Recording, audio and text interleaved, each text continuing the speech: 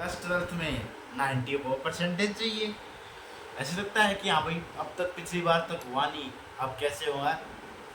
नमस्कार दोस्तों, आपके लिए नंबर स्कोर करना बहुत ज़्यादा इजी है। नंबर के लिए वैसे पढ़ना ही नहीं होता, लेकिन आप कुछ टिप्स एंड ट्रिक्स बताऊंगा जो आप क्लास 10th और 12th में यूज़ कर सकते हो, जिससे आपके लिए स्टडी बहुत ज़्यादा कंफर्टेबल एंड ईजी हो जाएंगी। आपको ये मान लीजिए पढ़ाई जब पेपर हुए थे ना, मैंने भी 12th की है and I have secured 91% in my school. And आपको इसी बात बता दूं कि मैंने बोर्ड के पेपरों में, आप मेरे पेरेंट्स से पूछ सकते हैं, आप मेरे भाई से पूछ सकते हैं, मैंने इसके लिए कुछ ज़्यादा खास तैयारी नहीं की थी। मैं लिटरली बोर्ड के पेपरों में बस 2 या 3 घंटे पढ़ रहा था दिन के, जब भी मैं 91% आ गया। और आपको एक सच्चाई बताऊँ, मेरे आज तक कभी भी किसी क्लास में 91% नहीं आए, लेकिन 12th में हाँ, जो इंटरनल बोर्ड होते हैं उसमें मेरी बेस्ट मार्क्स आते थे। मेरे टेस्ट में भी मैं अपनी क्लास में टॉपर था, 12th में की बात कर रहा हूँ मैं। और 11th में मैं ऐसे एवरेज या वो एवरेज थोड़ा खुद कह सकते, लेकिन यस 12th में या मैं टॉपर की थोड़ी कैटेगरी में, तो और बच्चे मानते थे, वहाँ अपने आप को टॉपर कैटेगरी में नहीं मानता। तो अब कुछ टिप्स एंड ट्रिक्स मैं आपको बताने वाला हूँ, जिसका आप यूज़ करके आपके लिए पढ़ाई इतनी ईजी हो जाएंगी, इतनी ईजी हो जाएंगी, बस कोई सवाल ही नहीं। ट्यूशन की जरूरत नहीं, मैंने 12th में कोई ट्यूशन नहीं लिया। और बात अलग है कि मेरी क्लास के कुछ स्टूडेंट्स 3 3 ट्यूशन लेते थे, लेकिन मेरा एक ट्यूशन नहीं था। तो सबसे पहली ट्रिक, जो आपके टीचर आपको डेली पढ़ा रहे हैं उसको घर आते ही एक बार जरूर रीडिंग दे। बिकॉज आपकी जो रीडिंग है ना, वो बहुत इंपॉर्टेंट रोल प्ले करेंगी आपके फ्यूचर में। अगर आपने जैसे देखो, मैं पता है आपको क्या कह रहा हूँ, जब अगर टीचरों को पढ़ा है ना स्कूल में, तो आप जो आपको टीचरों को पढ़ा रहे हैं ना, उसको अपनी पेंसिल के साथ मार्क कीजिए। मैंने 2 4 दिन पहले क्या किया था, एक बार जब टीचर में पढ़ाता था ना, तो मैं देखता, मतलब मैं पढ़ता नहीं था वहाँ स्कूल में, सोचता था घर पे आके पढ़ लूँगा, पर मैंने देखा स्कूल में मुझे नींद आ रही है और टाइम खराब हो रहा है। तो फिर जो टीचर पढ़ाता था, साथ साथ मार्क करता था। जिस चीज़ का मुझे मतलब समझ नहीं आता था, मैं उनसे मिस डैड पूछ लेता था, या घर पे आने के बाद फ़ोन से डिक्शनरी यूज़ करके निकाल लेता था। अब जब भी आप उसको दोबारा रीड करोगे ना, तो आपके सामने कोई डिफिकल्ट वर्ड नहीं आने वाला, और जब आपके पास कोई डिफिकल्ट वर्ड नहीं आएगा, तो you will be easy to learn and आप सभी चीज़ों को रिकॉल कर पाएंगे। दूसरी ट्रिक सबसे आसान है कि जब भी आपके टेस्ट हो, तो आप स्टार्टिंग से टेस्ट में थोड़ा मतलब एवरेज पढ़ना स्टार्ट कर दीजिए। यानी कि जब आप रीडिंग तो ले रहे हो, आपको समझ में आ ही रहा सब कुछ, तो आपके लिए बहुत ईजी हो जाएगा अपने टेस्ट के लिए प्रिपेयर करना। क्यों, स्टार्टिंग में कितने चैप्टर आते हैं, 1 आता है, 2 आता है, जिससे हमारे स्कूल में मंडे टेस्ट का सिस्टम होता था, तो वहाँ 2 आए, 4 आए, फिर मिड टर्म होता था, इस टाइप में होता था। और तीसरी ट्रिक, नंबरों के लिए दोस्तों बिल्कुल मत पढ़ना।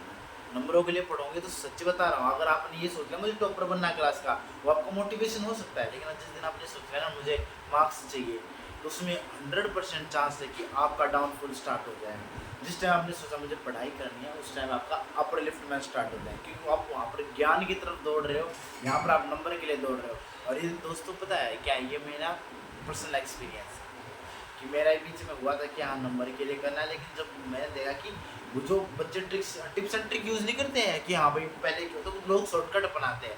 12th में क्या करेंगे, स्टार्टिंग में ही क्वेश्चन पेपर्स खरीद लेंगे, पिछले प्रीवियस ईयर क्वेश्चन पेपर खरीदने से अब क्या होता है कि लोग फ्यूचर की पहले से तैयारी स्टार्ट कर लेते हैं। जब उनको बेसिक क्लियर नहीं है बुक्स का, आप पेपर के लिए तैयारी करो बस मार्क्स स्कोर करने के लिए, तो आपको बेसिक आइडिया नहीं, उस बेसिक आइडिया को बुक से ही होगा, वो प्रॉपर बुक से होगा। टीचर्स की अब थर्ड ट्रिक या फोर्थ जो भी है ट्रिक्स, सबसे पहली है टीचर के साथ हमेशा सपोर्ट बनाए रखें। टीचर को मतलब एक आप फ्रेंडली वे में लें, जो भी कुछ डाउट हो रहा है डायरेक्टली टीचर्स के पास जाके पूछे।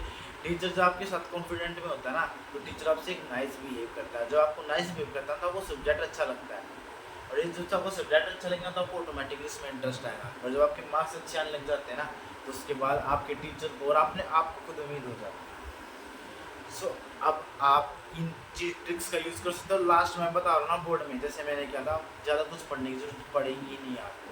डायरेक्टली बस इतना करना है कि एक बार जो आप मेरे साथ पूरी पूरी रीडिंग ले लीजिएगा, डन हो जाएगा क्लास 12th में आपके। हाँ, और एक और बात, सबसे बेस्ट एंड मैं बेस्ट ट्रिक बता रहा हूँ जो आपको 100% फॉलो करनी है, इसे गलती से भी तोड़ना मत। और रूल क्या है, बोर्ड में जाने से पहले जब आप अपने बस में हो, प्लीज़ प्लीज़ प्लीज़ अपने बुक्स को ना पढ़े, क्योंकि कन्फ्यूज़न होगा।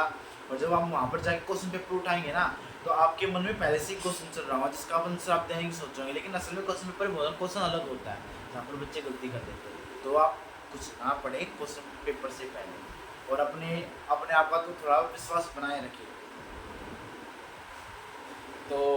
दोस्तों वैसे आपने देखा कि मेरे भाई ने कुछ 10th और 12th की टिप्स दी है, इसको जरूर फॉलो करना क्योंकि मैं भी 12th में हूँ और अभी मैं 12th के बोर्ड के पेपर दूंगा इसी साल। मैं 10th की भी दे लिया मैंने। 10th में मैंने ये ट्रिक फॉलो नहीं करी थी, इसलिए दिक्कत तो नहीं आई, लेकिन अपने भाई से मोटिवेट होता रहता हूँ। मेरे भाई बताता रहता है कि आपको कैसे क्या करना है।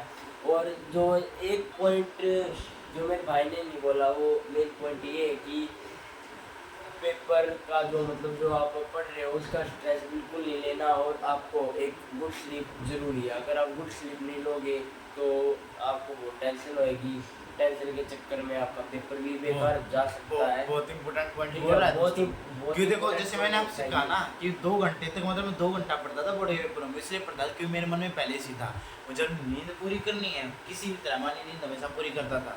बोर्ड के पेपर में बच्चे जल्दी उठते हैं, मैं लेट उठ रहा था सबसे, क्या मैं नींद पूरी करके जब भी मैं जाऊँ पेपर देने से पहले मैं जल्दी सोता था और जल्दी उठता था, पढ़ता था। बस जब छुट्टी होती थी ना बोर्ड के पेपर में जो गैप होता है, जो ये पढ़ता था, वरना ज़्यादा हेडेक मैं नहीं देता था। और जो होना है पूरे साल जो पढ़ा है वही तो आएगा, उससे अलग क्या आ जाएगा।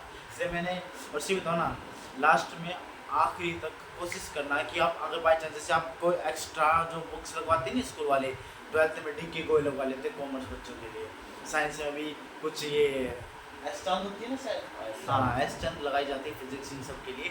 तो आप उस एक बुक पे स्टिक रहना, आप ये मत करना कि मतलब आप कभी दूसरे राइटर को ले रहे हो, कभी दूसरे राइटर की 2-3 राइटर को पकड़ लोगे ना, अलग अलग से पढ़ रहे हो तो आपको थोड़ी कंफ्यूज हो सकती है। हाँ, आप क्वेश्चन पेपर दूसरी जगह के रेफर कर सकते हो, जैसे क्लास 12th में मेरा जब अकाउंट्स का था, अब अकाउंट्स का पेपर थोड़ा लेंथी होता है, बहुत से बच्चा और छूटता है, तो अपने आप को इस प्रैक्टिस में लाने के लिए कि मैं 3 घंटे में पेपर कर पाऊँ, इसलिए मैंने भी क्वेश्चन पेपर को मैं प्रैक्टिस जरूर किया था। तो आप क्वेश्चन पेपर को जो लगे कि थोड़ा लेंथी है उसको प्लीज़ ज़रूर प्रैक्टिस कर लेना, क्योंकि मैंने देखा था प्री बोर्ड में स्टार्टिंग के 2 या 3 प्री बोर्ड से मेरे अभी जो क्वेश्चन पेपर है मतलब जो आंसर होते हैं मैं लिख नहीं पाया था, कुछ ना 5-10 नंबर का 15 नंबर का रह जाता था अकाउंट्स में। लेकिन लास्ट प्री बोर्ड में मैंने पूरी तरह पेपर कंप्लीट कर दिया था और फाइनल में भी मैंने पेपर को पूरी तरह कंप्लीट करके आया था। और बोर्ड में पेपर कंप्लीट करना बहुत इंपॉर्टेंट होता है, ताकि आपको अगर आधा नंबर भी मिल रहा है तो वहाँ से ही मिल जाए। तो दोस्तों देखो, मेरे भाई ने सारी टिप्स बता दी है, तो एक और टिप देना चाहता हूँ। आप सोचते हो जो टॉपर है वो 95-96% मार्क्स लाते हैं, वो कैसे लाते हैं?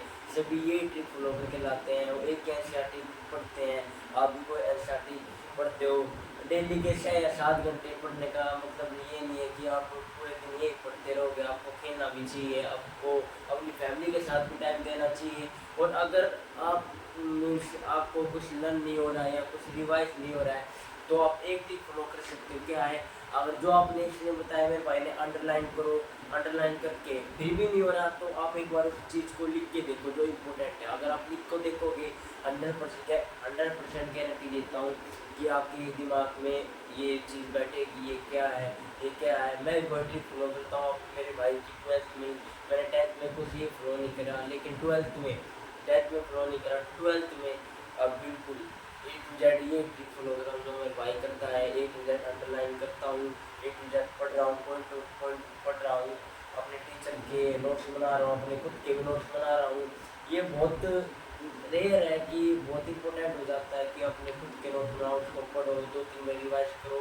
और वैसे तो 12th का सिलेबस होता है वो सितंबर या अक्टूबर तक ख़त्म हो जाता है, और आपकी जो बोर्ड के पेपर है वो 15 फरवरी से शुरू हो जाएंगे इस साल के भी। मुझे लगता है अभी तो कंफर्म नहीं कह सकते, लेकिन 15 फरवरी से शुरू हो जाएंगे। फिर भी आपके पास 3-4 महीने आराम से रहेंगे। तो आप बोर्ड के पेपर का टेंशन मत लीजिए, बोर्ड के जो मार्क्स है वो अच्छे आएंगे। सीबीएसई किसी को भी फेल नहीं करता। नहीं, ये कहने की बात है, किसी को सीबीएसई फेल करता है दोस्तों। 18% बच्चों को फेल किया था जब मैंने क्लास 12th की, और वो बार 20-20 करता है, तो इस गलत फहमी तो बिल्कुल रहना ही नहीं है। और वैसे से तो ना हमको पास होने के माइंडसेट से नहीं जाना है, हमको एक बेस्ट पेपर देने के माइंडसेट से जाना है। ना हमें टॉपर के माइंडसेट से जाना, हमें एवरेज के, ना हमें मार्क्स के उससे नहीं जाना। हमारा ये होना चाहिए, मुझे हर एक क्वेश्चन पेपर का आना चाहिए, मुझे पूरा क्वेश्चन करना है, कैसे भी करना है। और अपनी घड़ी जरूर लेके जाना। डिजिटल वॉच बिल्कुल नहीं चलेगी, एनालॉग जो वॉच होती है वही आपकी अलाउड होती है। तो उस चीज़ का बहुत ज़्यादा ख्याल रखना, क्योंकि हमारी स्कूल में कुछ बच्चों की वॉच रखवा ली गई थी जिसका उनका पेपर बिगड़ गया। तो दोस्तों ये ट्रिक थी जो आपको बस नॉलेज ट्रिक, और किसी ये जो मेरे भाई ने बताया वो चाहिए रखनी है। एनालॉग वो क्या नाम है कुछ वॉच थी वो, हाँ एनालॉग वॉच रख सकते हो टाइम देखने के लिए, क्योंकि टाइम मैनेजमेंट भी बहुत इंपॉर्टेंट है, पेपरों के टाइम पे भी नहीं लेकिन पेपरों से पहले भी, जिससे आप अपना पेपर जल्दी से निपटा सकते हो। 3 घंटे का टाइम मिलता है और कम से कम 3 घंटे से 10 मिनट पहले या 20 मिनट आपका पेपर जरूर हो। टाइम मैनेजमेंट भी बहुत ज़रूरी है, किस टाइम पे आपको और क्या दोस्तों और आपको एक बात और बतानी है। कुछ बच्चे अभी क्या करेंगे और स्मार्टनेस दिखाएंगे, और स्मार्टनेस किस तरह से, वो क्या करेंगे क्लास 12 स्टार्ट हो ही नहीं और अपनी उसकी CUT की तैयारी करना स्टार्ट कर देंगे, क्योंकि दिल्ली यूनिवर्सिटी में लेना, मुझे इसमें लेना, मुझे उसमें लेना है। दोस्तों मैंने भी CUT दिया, दिल्ली यूनिवर्सिटी में मेरा सिलेक्शन भी है ना, मैंने कोई अलग से कोचिंग ली ना मैंने कुछ किया। क्लास 12 का जो मैंने पढ़ा था ना, सीधा था ना, CUT का जिस दिन पेपर था ना उस दिन मैंने आधा घंटा किताब उठाई थी, और आज मैं दिल्ली यूनिवर्सिटी में हूँ। तो ये बहुत बड़ा ठीक है।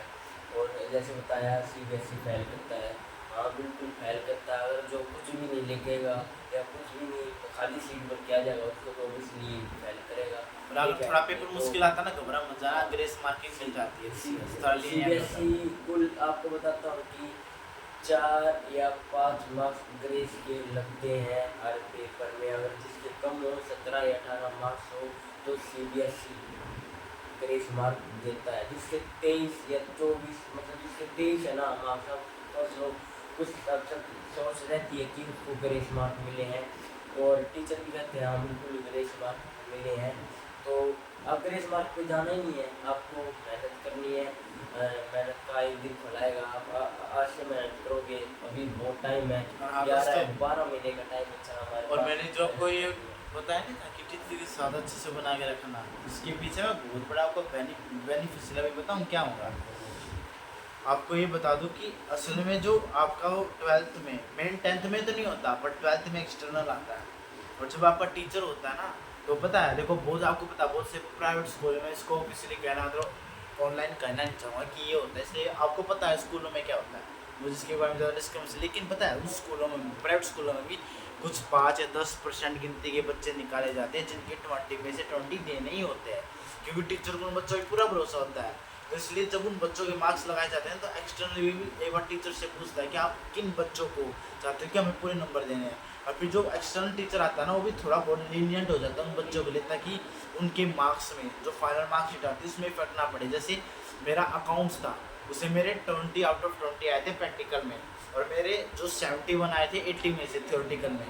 तो अगर मान लो मेरा 1 नंबर भी कम हो जाता ना, तो मैं 90 की लाइन यानी कि 80 की लाइन में आ जाता है, 2 नंबर भी कम हो जाता है, लेकिन 1 नंबर भी कम हुआ तो इसलिए 91 की लाइन में। Thanks for watching, thank you. तो दोस्तों thanks for watching my video. ठीक है, ये नॉर्मली ब्लॉग नहीं था, ये टिप्स देनी थी। ये टिप्स बहुत ज़रूरी होती है देने के लिए, अगर कोई बच्चा मतलब टेंशन ना ले, क्योंकि आजकल टेंशन लेने के टेंशन के मारे जो बच्चे हैं वो डिप्रेशन में भी चले जाते हैं, कुछ बच्चे सुसाइड भी कर लेते हैं जिसके मार्क्स नहीं आते। तो thanks for watching my video, मिलते हैं अगली वीडियो में।